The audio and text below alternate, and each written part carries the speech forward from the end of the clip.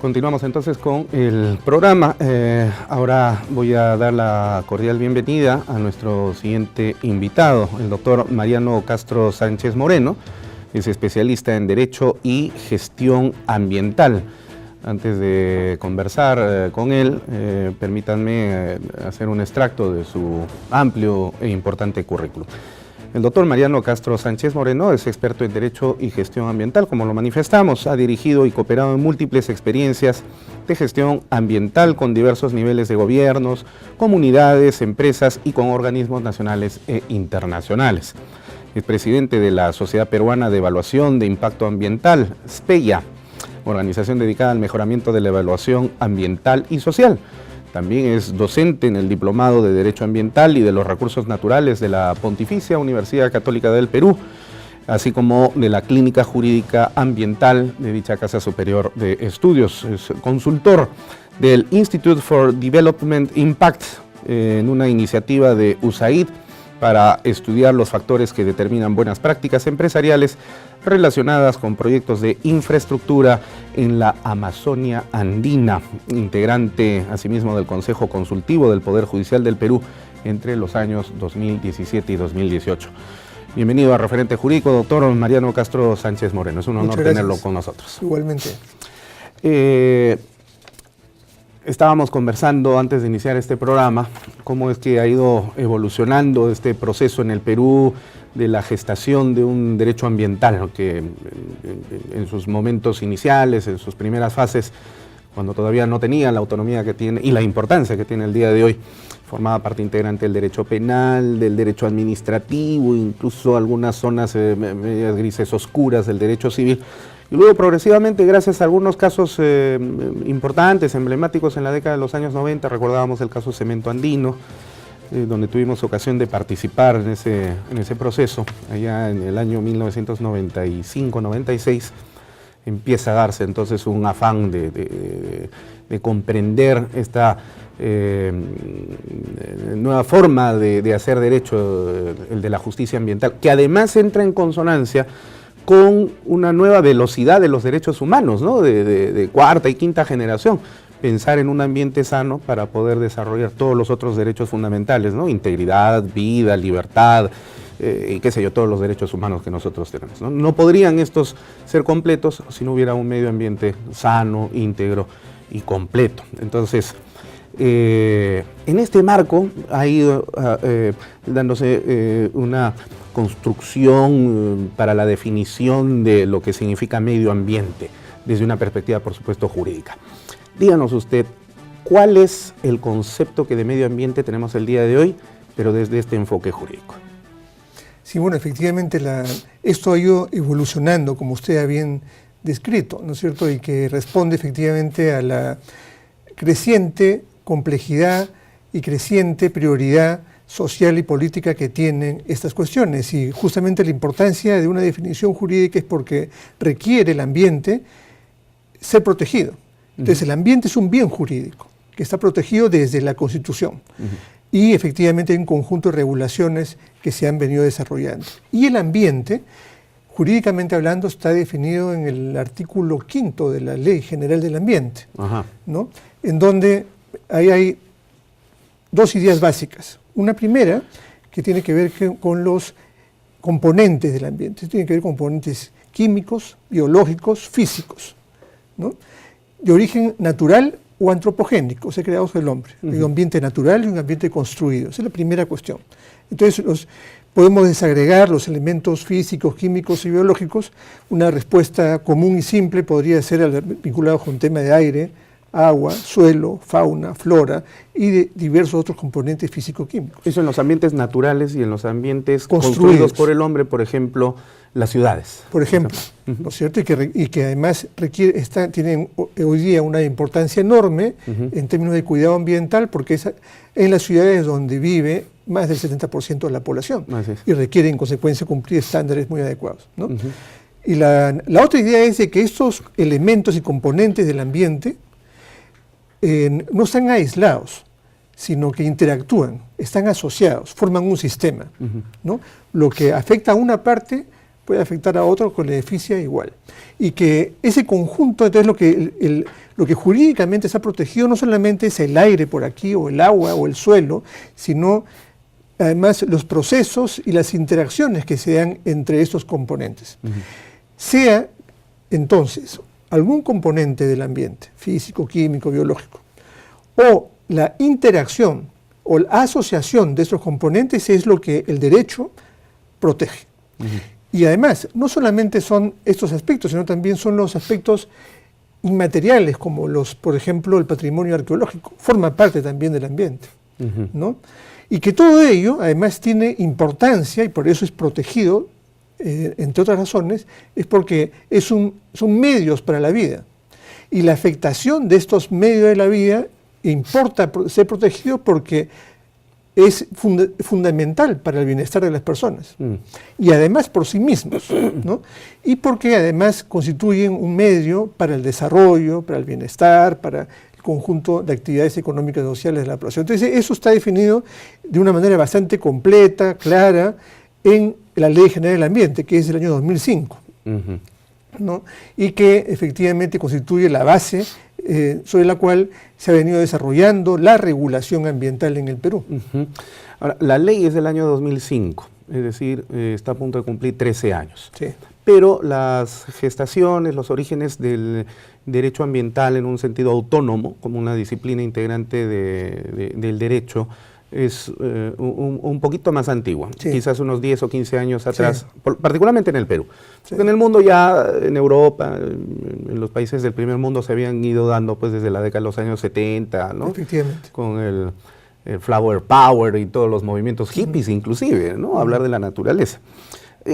¿Cómo ha evolucionado la justicia ambiental en estos últimos 30 años, doctor? Cuéntenos un poco sobre el particular. Sí, bueno, efectivamente uno puede encontrar que las primeras manifestaciones importantes de derecho ambiental en el mundo se da como respuesta a asuntos muy concretos, en donde la población, las sociedades identifican que está en riesgo sus condiciones de vida, ¿no? Situaciones como, por ejemplo, la contaminación por mercurio en la bahía de Minamata en Japón, ¿no? Y que una empresa entre sus efluentes arrojaba mercurio al agua, esta se convertía en metilmercurio, era en donde estaban los peces, ¿no? Que luego eran consumidos. Luego eran consumidos por los animales y las personas, etcétera, y eso generó síndromes y problemas de salud y ambientales serísimos, que inicialmente fueron desconocidos o desvalorados, sea por la empresa, sea por las autoridades gubernamentales, pero frente a las evidencias cada vez más claras, es de que efectivamente se identificó la importancia de que las actividades económicas que se realicen tengan un cuidado muy estricto de estas cuestiones. Y ahí aparecen las regulaciones, por ejemplo, sobre el tema de los usos de químicos, regulación sobre calidad ambiental, del agua, ¿no? O situaciones como, por ejemplo, también en este caso en Estados Unidos, en donde los contaminantes arrojados por las actividades agrícolas, actividades industriales e inclusive las propias actividades domésticas en las casas con los insecticidas, el DDT, por ejemplo, ¿no?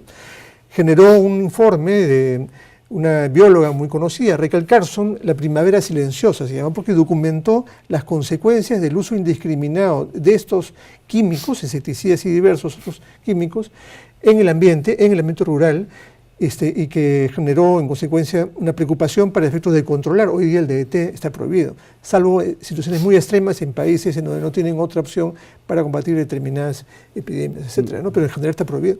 Y hay una regulación muy estricta sobre el tema. Ahí se recuerda mucho el caso de P&G, ¿no? La contaminación de las aguas residuales. Por ejemplo, químicas, no solamente domésticas, sino también las industriales, ¿no es cierto? Que inclusive se incendiaba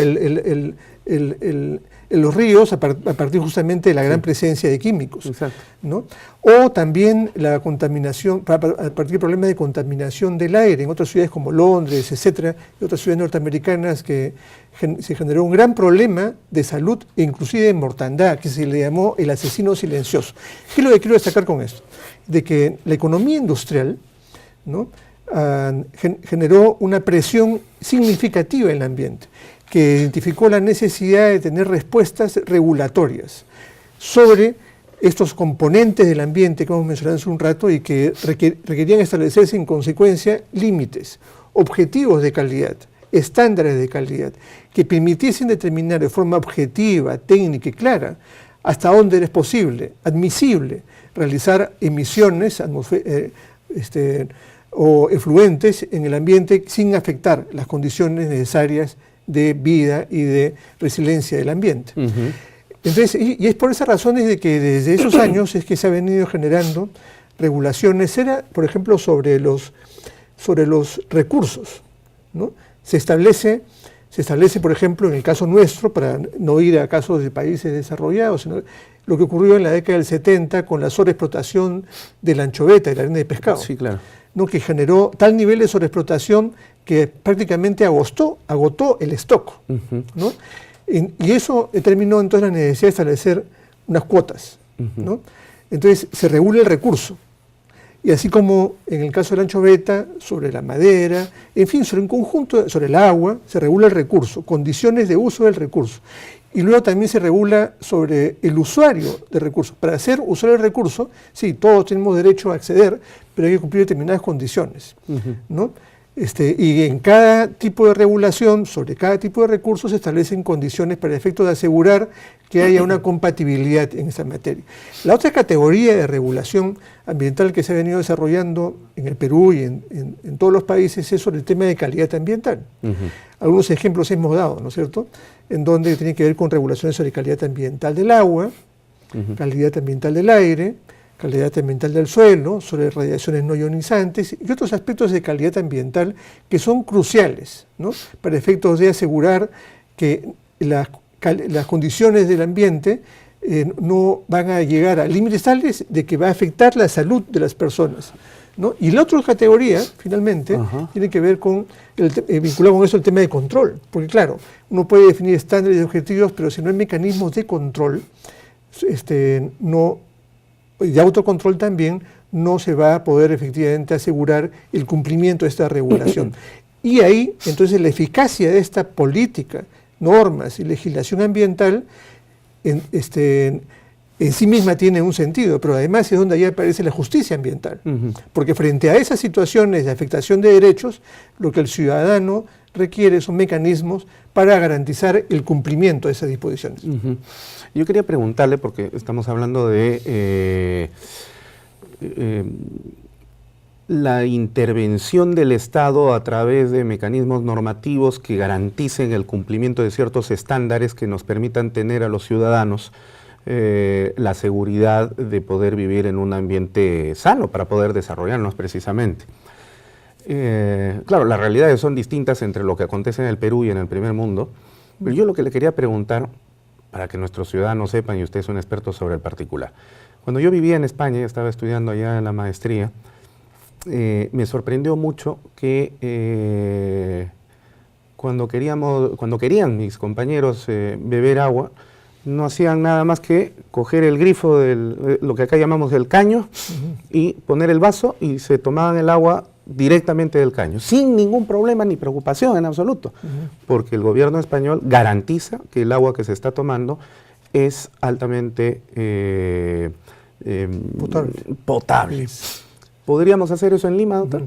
Claro, en realidad CEDAPAL sí garantiza eso, y más, debe cumplirlo, ¿no? ¿No es cierto? Pero efectivamente el usuario tiene dudas. ¿Usted tomaría agua? Yo sí tomo agua del caño. ¿Directamente del caño? Tomo directamente del caño, pero sí efectivamente encontramos dificultades porque, claro, las condiciones del proveedor de agua potable van a determinado límite, porque de repente el tanque en donde termina la conexión, donde está uno ubicado, sea en la oficina o en la vivienda, no ha sido adecuadamente limpiado en los últimos 6 meses, que es la norma. De repente ni siquiera en 2-3 años, en consecuencia es un vector efectivamente de contaminación y hay un riesgo significativo para la salud. O igualmente en lo que se refiere a las cañerías. Entonces, las incertidumbres tienen que ver con eso que estábamos hablando, de decir, nuestros estándares en esta materia son de primer mundo. Ujú. O sea, en lo que se refiere a los límites, porque hay un estándar de calidad ambiental del agua y hay también límites específicos de la calidad del agua que es potable y que debe ser consumida por las personas, ¿no es cierto? Esa exigencia es sin duda mayor al agua que está en el río, ¿no es cierto? Y el cumplimiento de ello tiene que ver con hay varios responsables, hay una responsabilidad extendida. Uno, el proveedor, la empresa de saneamiento, en donde tenemos en el Perú, sin duda, enorme déficit. Muy pocas empresas de saneamiento, inclusive Sedapal, cumplen todos los estándares en cuanto a cobertura, calidad, etc. ¿No? Y dos, respecto a lo que son las etapas siguientes, la misma construcción, ¿no? Los controles que debe hacer eventualmente la municipalidad o los autocontroles y mecanismos de mantenimiento y conservación que tenemos todos los usuarios. La calidad, ¿no?, del material de la cañería. Exactamente. Entonces, y hay una serie de elementos que introducen efectivamente esta idea de la responsabilidad extendida.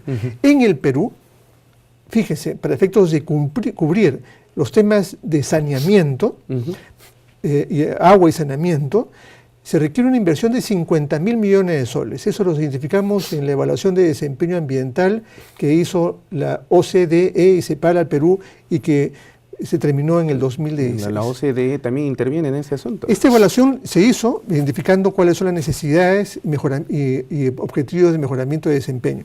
Esa cifra fue identificada y son 50.000 millones para cubrir la brecha. ¿De soles o de dólares? De soles.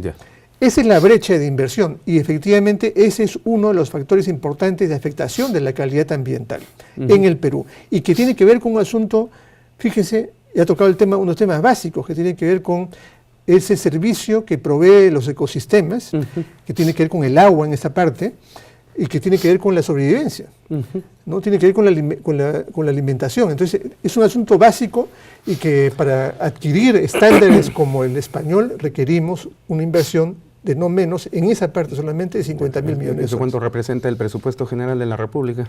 Bueno, se estima, de acuerdo a las prioridades planteadas por el actual gobierno, dentro de sus prioridades vinculadas a ese tema, de que en este periodo, o sea, el 2021, se debe cubrir el 100% en lo que es agua y saneamiento urbano, y el 2030, el 100% a nivel rural. Esperemos que esa programación se cumpla. Bueno, si no vamos a estar empujando también aquí nosotros, ¿no?, desde nuestras posiciones. Sin duda. Vamos a hacer un corte para favor. poder seguir conversando sobre este tema. No se vayan, ya regresamos en Referente Jurídico.